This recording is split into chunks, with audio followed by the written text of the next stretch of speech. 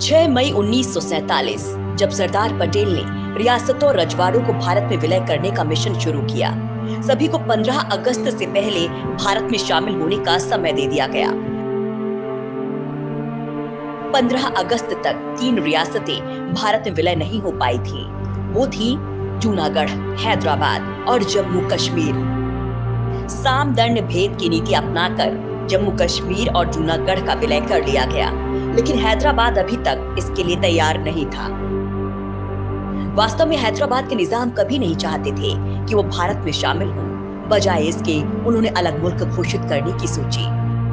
1948 में हैदराबाद के निजाम उस्मान अली खान आसिफ शाह ने देश के बंटवारे के बाद स्वतंत्र रहने का फैसला किया। भारत के बीच एक स्वतंत्र रियासत का बने रहना सरदार पटेल को स्वीकार्य नहीं था। सरदार पटेल ने कहा कि एक आजाद हैदराबाद भारत के पेट में कैंसर की तरह होगा। उस समय हैदराबाद की जनसंख्या 1 करोड़ 60 लाख से भी ज्यादा थी। निजामों के पास पैसों की कोई कमी नहीं थी। हैदराबाद के भारत में विलय की कानाफूसी सुनकर निजाम उस्मान अली खान आसिफ शाह ने असली रंग दिखाना शुरू कर दिया। उन्होंने भारतीय करेंसी को हैदराबाद में बंद कर दिया, यानी हैदराबाद में अलग करेंसी चलाना शुरू कर दिया और पाकिस्तान को 20 करोड़ रुपए का लोन भी दिया। माना जाता था कि सभी मुस्लिम देश हैदराबाद के साथ दोस्ताना थे और वे उसके विरुद्ध किसी सैन्य कार्रवाई को नहीं होने देते। हैदराबाद रेडियो ने तो इस बात की घोषणा तक कर दी थी कि यदि भारत सरकार ने हैदराबाद के विरुद्ध युद्ध छेड़ा तो हजारों पाकिस्तानी सैनिक भारत की ओर मार्च कर देंगे।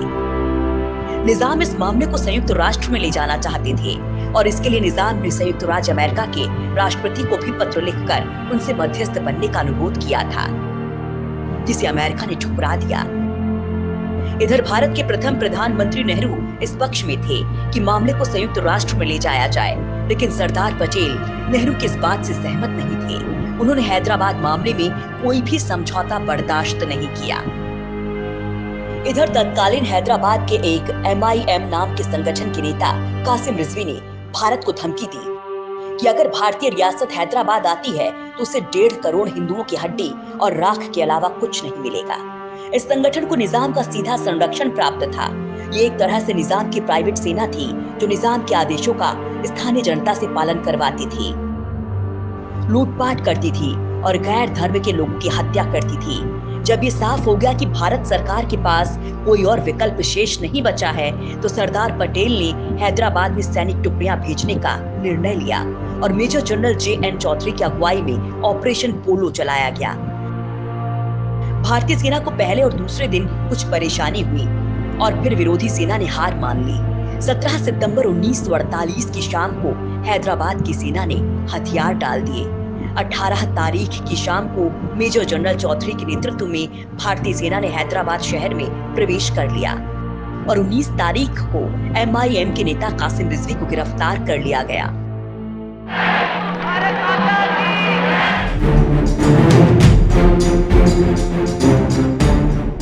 Team India links.